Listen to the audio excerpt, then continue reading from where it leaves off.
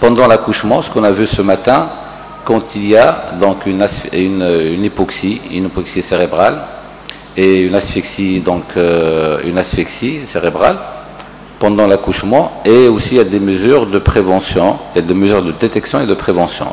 Je pense que là, on est dans un domaine où l'homme, nous, les professionnels, peuvent agir pour diminuer donc le pourcentage de ces enfants, de ces petits-enfants souffrant d'IMC. Voilà, ça c'est pour un petit peu faire une petite synthèse. Je donne la parole à la salle s'il y a des questions, des interventions. Il nous reste 10 minutes, parce qu'une pause café est programmée à 11h30. Vous avez la parole. Oui, juste une petite précision. Je voulais dire qu'on aurait aimé avoir des communicants pédiatres pour parler des autres causes de la paralysie cérébrale. D'abord, dire qu'on ne dit plus infirmité motrice cérébrale, mais paralysie cérébrale, d'accord? Et qu'on réserve le terme IMOC pour les grands infirmes moteurs cérébraux. On dit infirmité motrice d'origine cérébrale quand il s'agit d'un enfant ayant une paralysie cérébrale avec un retard mental. Donc, on préfère réserver ça à ces enfants-là. D'abord, comme je disais, on aurait aimé avoir des pédiatres parmi nous. Pourquoi? Parce que les gynécologues, ils disent qu'ils ont 25 à 30% seulement d'enfants portant paralysie cérébrale. Comment? 15 à 25 de paralysie cérébrale. Et vous l'avez réduite à 10%, c'est ce que j'ai entendu. On parle de 15 à 25% pour ce qui est des encéphalopathies néonatales, et pour ce qui est de la paralysie cérébrale, selon les nouveaux critères du groupe de travail de 2003 de l'International Cerebral Task Force, c'est plutôt 10% qui sont imputables à une asphyxie per partant. Donc 1 cas sur 10. Si on inclut, parce que maintenant, actuellement, dans les grands hôpitaux, comme vous avez dit, il y a une amélioration de la prise en charge de la femme en phase de travail, mais il reste toujours chez nous les femmes qui accouchent en périphérie, qui arrivent parfois à l'hôpital avec un code rouge.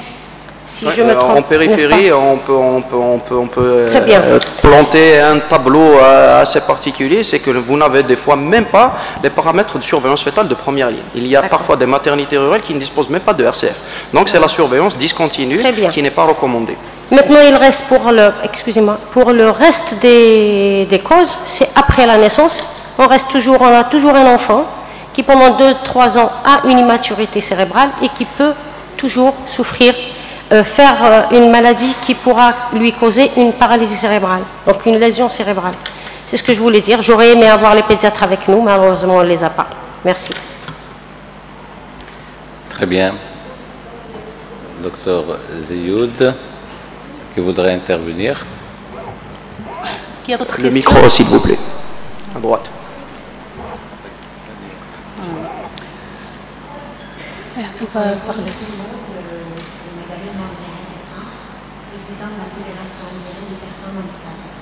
À un certain moment de votre communication, monsieur Hamid, oui.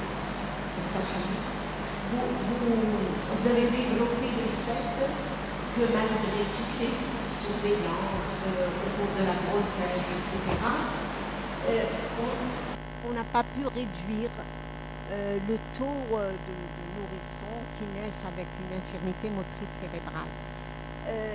Moi, ça me perturbe un peu sur le fait que c'est évitable.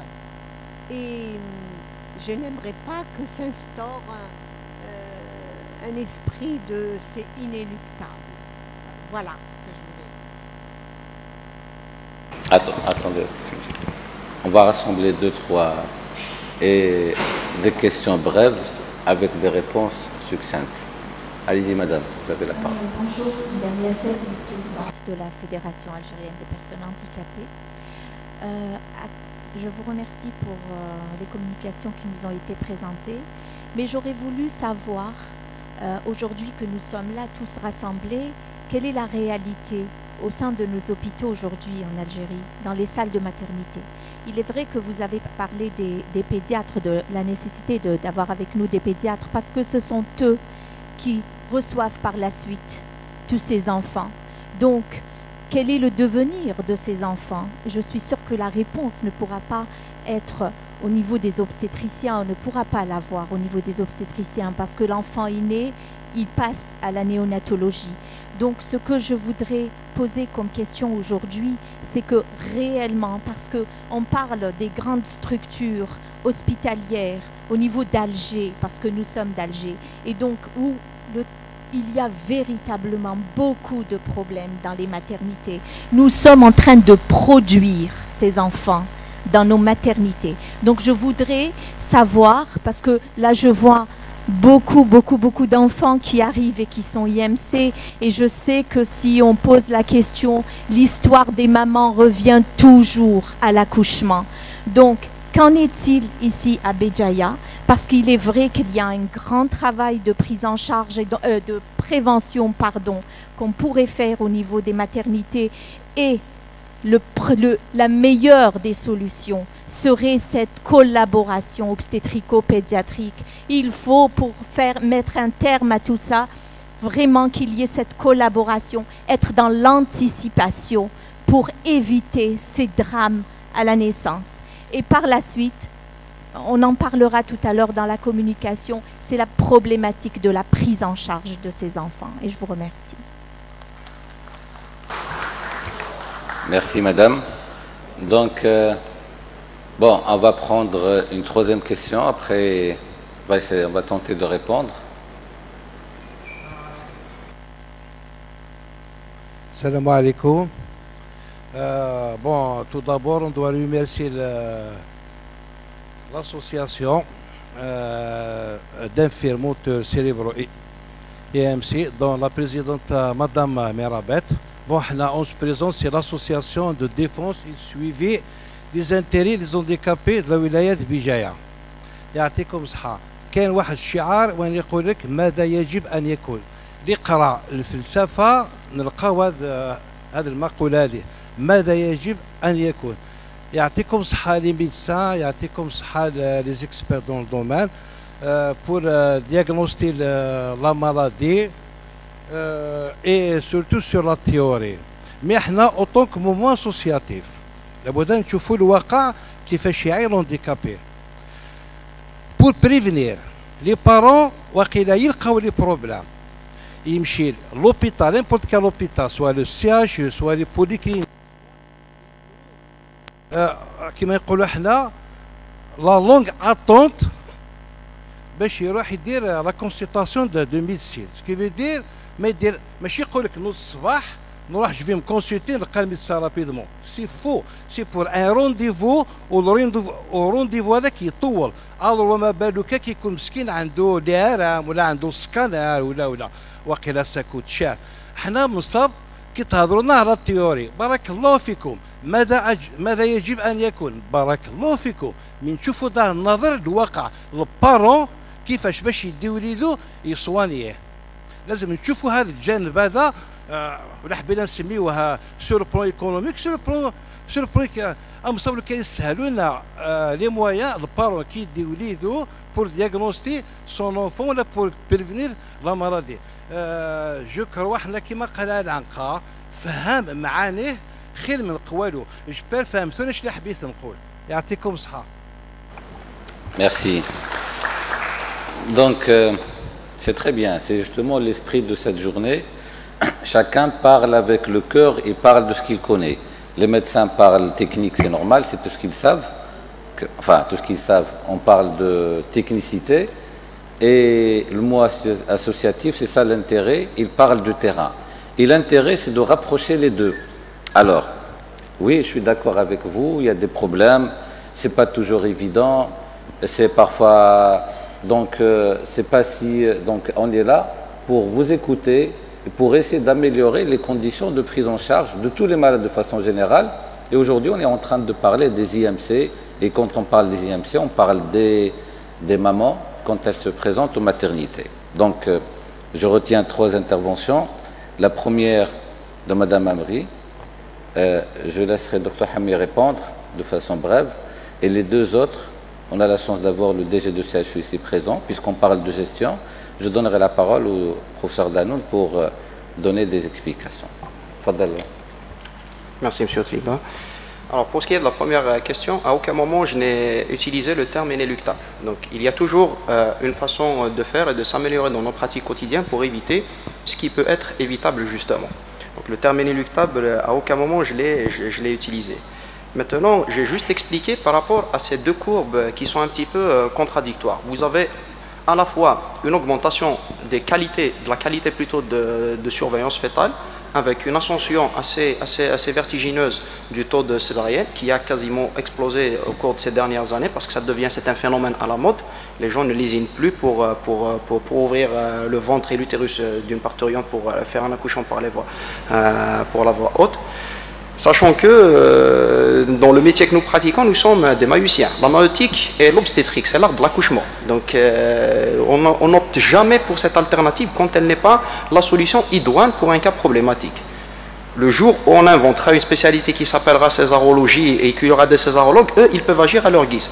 Mais dans l'absolu, malgré l'augmentation du taux de ces césariennes, c'est-à-dire qu'on a prêché par excès pour essayer d'extraire ces enfants-là, on les a surveillés, on n'a jamais pu influer sur la régression de la courbe du taux d'asphyxie fœtale. Tout simplement, ça nous renvoie à une question, est-ce qu'il n'y aurait pas d'autres facteurs, c'est-à-dire qu'on a réduit l'influence des complications du travail, mais malgré tout, on n'a pas agi sur le taux de ces asphyxies. Donc, on comprend juste par déduction, ça c'est un rapport logique, qu'il y a automatiquement d'autres facteurs intervenant dans la survenue de ces asphyxies fœtales. Ils existent, en prénatal on les reconnaît, il faut savoir les expertiser, en postnatal idem. Parce que si vous n'avez pas un bon imageur en IRM, vous ne pourrez jamais poser le diagnostic de cette infirmité motrice cérébrale sur la nature des lésions et ainsi de suite. Après je vous donnerai une réponse un petit peu politique et je buterai en touche, de vous dire que la réalité de nos maternités, on les connaît toutes et tous, elles sont ce qu'elles sont. L'armada et l'arsenal thérapeutique que nous avons, c'est celui de l'Algérie de 2017. Nous n'avons pas les mêmes capacités en termes de ressources humaines, de moyens matériels que les maternités occidentales, européennes et d'Amérique du Nord. Mais voilà, mais chaque jour que Dieu fait, tout le monde essaie de s'affairer pour essayer d'éviter ce qui peut être évitable, pour ne pas causer de préjudice qui soit de nature morale, physique, voire même pécuniaire, parce que ça coûte de l'argent de gérer un enfant qui est handicapé. Et je sais de quoi je parle, parce que même nous, obstétriciens ou bien praticiens professionnels de la santé, nous sommes avant tout des êtres humains. Nous sommes pour la plupart des pères de famille. Je ne vous raconterai pas mon parcours personnel sur le plan des grossesses, sachant que mon épouse est également gynécologue et obstétricienne. Donc on peut également nous-mêmes faire face à ce genre de situation qui peut par moment être un petit peu rédhibitoire pour tout ce qu'on dit. Et la dualité entre la théorie et la pratique, nous sommes les premiers à la subir. C'est-à-dire que le médecin, on va dire, je vais m'exprimer de cette manière, qui travaille dans un pays émergent, pour ne pas utiliser un terme péjoratif pour ce qui est de notre pays, parce qu'on l'aime tous, nous vivons une sorte de schizophrénie entre ce qu'on peut lire en théorie, ça c'est la recommandation des sociétés savantes, et ce qu'on peut réellement mettre en pratique. Donc toute notre intelligence, ce n'est pas de pouvoir vous lire ça et de vous l'exposer, ça c'est facile. N'importe qui peut le faire. Mais l'intelligence du médecin d'un pays émergent, c'est de savoir trouver le juste milieu entre ce qui peut être recommandé par les sociétés savantes avec leurs moyens et ce qu'on peut réellement mettre en pratique dans nos maternités. Et je répondrai pour ce qui est de la deuxième question qu'il y a certes une forme de dualité, mais tout à fait amicale entre les obstétriciens et les pédiatres. Elle pourra se solutionner si on a les moyens de pouvoir faire les expertises de la façon qu'il faut. C'est-à-dire, à la naissance, on fait une pH-métrie. Cette pH-métrie va nous dire très simplement est-ce que cet enfant fait une asphyxie d'origine perpartum ou pas. Si c'est perpartum, elle relève de la responsabilité de l'obstétricien, donc il doit faire l'expertise de déroulement du travail pour chercher l'anomalie, à quel moment ça a coincé pour qu'il y ait cette issue, on va dire, défavorable de l'accouchement. Sinon, ça relève du ressort du pédiatre. Et dans la mesure du possible, on essaie de collaborer étroitement. De toute façon, il y a des services de néonatologie qui sont toujours associés à toutes les maternités, y compris au niveau de Thargaou Zemour, pour ce qui est du CHU de Béjaïa.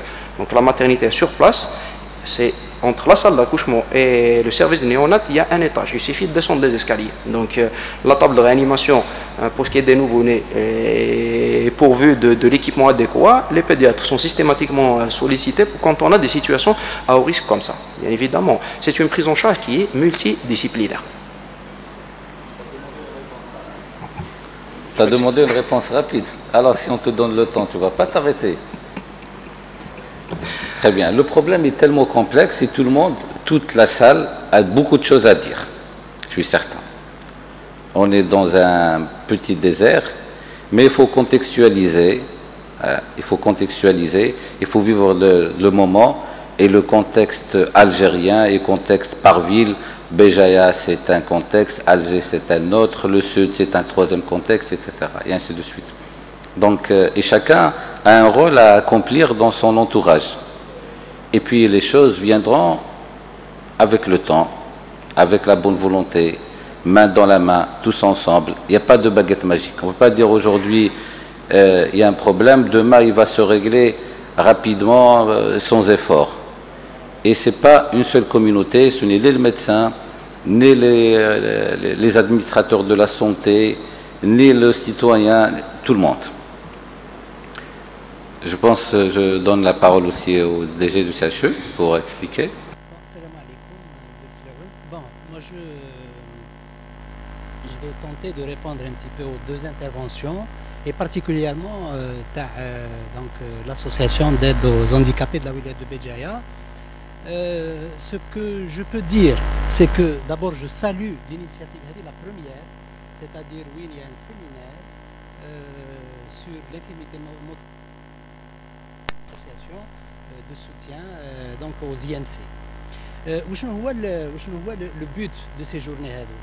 D'abord la présence des parents باش يقولوا لنا, c'est-à-dire chacun va parler de son expérience باش يقولوا لنا واش كاين هنا d'abord, واش ناقص ولا واش لازم نديروا. C'est pour ça qu'on est réunis aujourd'hui. أنا ma petite expérience ملي جيت لهنا بجاية, d'abord concernant la maternité. نهار الحقت كان au niveau de Terga Zemmour la garde نتاع la gynécologie في الشهر il n'était pas assuré. C'est-à-dire il y avait peu de gynécologues. On couvrait par exemple 15 jours, les 15 jours l'autre, vraiment on a du mal à couvrir. Donc la maman, oui, la maman, vous imaginez que celle qui vient, enfin la parturiente qui dit, le gynécologue, donc le risque est accru. Oui, nous sommes là اليوم الحمد لله, la garde elle est, la mortalité maternelle est de 0 depuis 2 ans. كان عندنا la mortalité maternelle actuellement au moins on a relevé le défi ورانا نفورميو des gynécologues هنا في بجاية باش يخدموا في les autres endroits. Donc un pas a été franchi. Je vous donne l'exemple de la garde, par exemple la gynécologie, il n'y avait même pas de pédiatre. كان المزيود يجي تديه يماه بلا ما يشوفوا le pédiatre. Au jour d'aujourd'hui, parce qu'on a eu des pédiatres, on est en train de former des pédiatres, mais il est examiné par le pédiatre. Et donc il y a une amélioration à faire, bien entendu, dans tout ça. Le RCF, il parlait tout à l'heure de la surveillance du fœtus ça ne se faisait pas, c'est maintenant qu'on fait le RCF. Et c'est maintenant qu'on a obligé les maternités rurales à le faire. Et je vous donne une anecdote. J'ai réuni, l'année passée je pense, j'ai réuni toutes les sages-femmes de la wilaya pour la formation. Pour surveiller donc l'accouchement. Eh bien, il y a certaines sages-femmes dans certains endroits, les عندهم le RCF وما يعرفوش يستعملوه. عندهم le RCF mais يعرفوش يستعملوه, qu'est-ce qu'ils font? يبعثوه لجهة أخرى. Et c'est pour ça que par exemple la femme qui va accoucher, elle peut attendre 2-3 heures pour qu'elle soit surveillée. Donc je vous dis que c'est pas la médecine de façon générale, et particulièrement en Efiljaïa, c'est pas un long fleuve tranquille. كل نهار لازم نحسنوا quelque chose. Donc du moment qu'on est réunis aujourd'hui, voilà, c'est pour poser effectivement les problèmes et voir un petit peu de ce qu'on peut faire.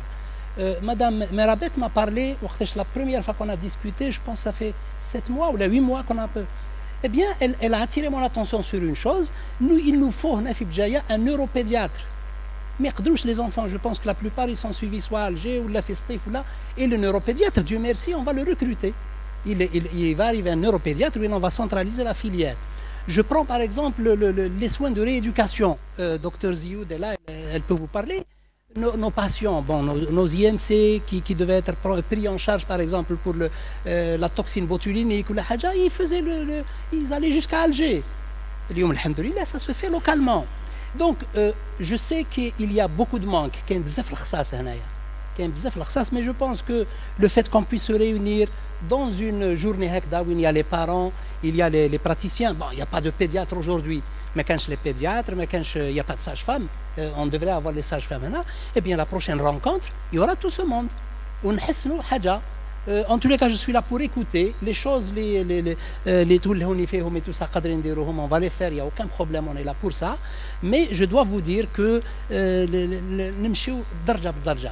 جاية كانت عندها retard بزاف. On avait beaucoup de retard malheureusement. Et c'est pour ça que je salue l'initiative de Mme Merabet d'avoir créé l'association de soutien, au moins les familles مع et on va définir un parcours de soins et chaque fois qu'il y a un manque, on va essayer de le rattraper. Très bien. Docteur Zé, bien sûr, bien sûr. Voilà, bon, moi je veux dire un mot quand même. Je remercie d'abord les gynécologues pour leur explication. Bon, ils ont montré vraiment les différentes causes, les causes qui sont liées à l'asphyxie périnatale, sachant qu'il y a des causes bien sûr anténatales et postnatales. Moi je voulais préciser surtout l'examen neurologique en néonate. C'est-à-dire que si on connaît la cause, c'est bien, c'est très bien. Si on ne connaît pas la cause, on est devant déjà un nouveau-né qui est là. Qu'est-ce qu'on doit faire en premier lieu? C'est-à-dire qu'il faut déjà essayer de remarquer et de mettre en évidence les premiers signes de déficience, parce qu'il y a plusieurs troubles qui sont associés, d'ordre moteur, psychomoteur, après par la suite neuro-orthopédique, sensoriel et neuropsychologique, qu'on doit déjà mettre en évidence dès les premiers jours, déjà pour enchaîner un peu le suivi et la prise en charge. C'est ça le but et l'intérêt des pédiatres spécialisés en néonate. Voilà, qu'il faut aussi intéresser, parce que c'est quand même un suivi durant la grossesse par les gynécologues, l'accouchement avec les sages-femmes. Il y a aussi la néonatologie qui est très importante et qui permet le diagnostic précoce, qui est très important pour le suivi et la prise en charge de ces enfants. Je vous remercie. Merci, Dr Zioud. Merci toutes et tous. Une dernière intervention, parce que les enfants sont un peu fatigués, je les vois, dans les bras de leur maman. Il faudrait qu'on pense à nos enfants aussi. Donc c'est Abdelatif Keded, donc de la PIMC de Batna.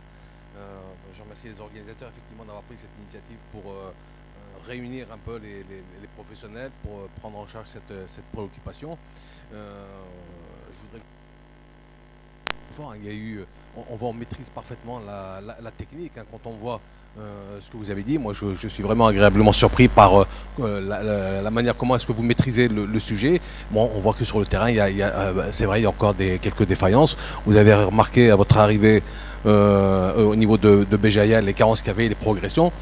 En 2000, on avait organisé un séminaire similaire au niveau de Batna, et le professeur Grango, donc, qui était à l'époque directeur de la prévention, parlait d'une incidence de 500 nouveaux cas par million d'habitants. 500 nouveaux cas d'infirmité motrice cérébrale par million d'habitants.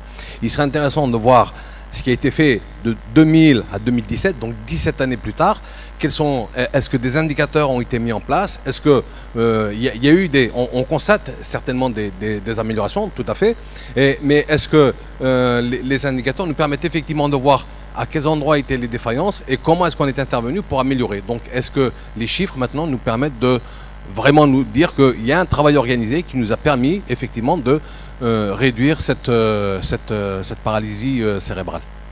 Donc les indicateurs, est-ce qu'il y a une incidence en 2017 et qu'on puisse la comparer déjà à ce qui existait en 2000, au moins ça permettrait déjà même pour les professionnels de santé, de voir qu'il y a eu des progressions, des améliorations. C'est motivant, c'est pas frustrant, frustrant par rapport à l'échec. Donc existe-t-il des chiffres en 2017 sur l'infirmité motrice cérébrale particulièrement? Bon, c'était 500 nouveaux cas par million d'habitants, toute origine confondue. D'accord? Donc est-ce que vous avez des statistiques au moins au niveau de Béjaïa pour voir s'il y a une progression et comment ça évolue? Merci. Je ne suis pas certain qu'on peut répondre de façon claire à cette question. Je ne suis pas certain. D'abord, il faut savoir que c'est un peu hybride d'une ville à une autre. C'est un peu, c'est pas la même configuration.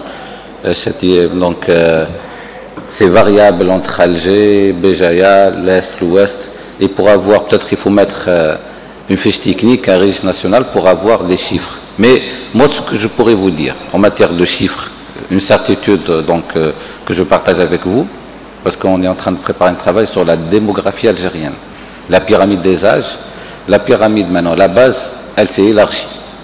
On n'a pas compris depuis 2015, 2016, 2017, parce que la pyramide, elle s'est rétrécie un peu pendant une décennie, et maintenant elle s'élargit. Donc il y a l'Algérie, les Algériens font plus d'enfants depuis 2015. Par quel mécanisme, je ne sais pas. Et donc, les risques, plus on fait des enfants, plus il y a des risques. C'est la théorie des nombres. Donc, si on raisonne logiquement, pour les mêmes mesures de prévention, un nombre plus important de naissances, certainement il y a un nombre plus important de malformations.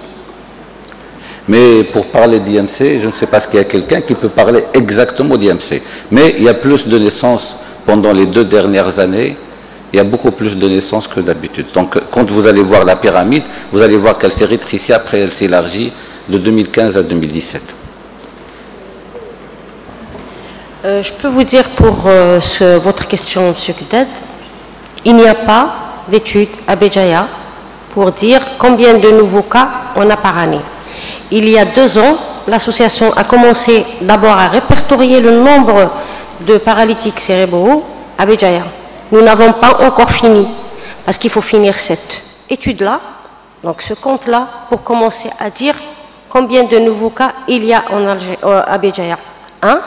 Et de 2, si on pouvait diagnostiquer les enfants au néonatal, comme on a dit, pour la paralysie cérébrale, on ne peut pas le faire. On peut dire il y a tant d'enfants qui peuvent être, qui ont un potentiel de devenir des IMC. Pourquoi? Parce que quand on fait un accouchement et qu'on a un abgar temps et un risque temps, qu'est-ce qu'on fait? Normalement, c'est là où les gynécologues et les pédiatres doivent coopérer. Il faut que cet enfant-là ait une fiche technique à part, la transmettre à son pédiatre et surveiller cet enfant. Ce n'est pas à 0 jour qu'on peut dire c'est un paralytique. C'est parfois à 6 mois, parfois à 1 année, parfois à 2 ans, parce que la paralysie cérébrale, ses conséquences sont diverses. Ça peut aller d'une quadriplégie, hémiplégie, diplégie ou une simple monoparésie. Une simple monoparésie, c'est une paralysie cérébrale. Donc c'est difficile de faire l'étude. Et le jour où on commencera à faire l'étude, il faudra que tout le monde s'y mette, que ce soit le gynécologue, le pédiatre, les autorités ou les associations. Je vous remercie. Très bien. Donc il faut continuer à discuter dans la pause café. Vous êtes tous invités à une pause café. Merci.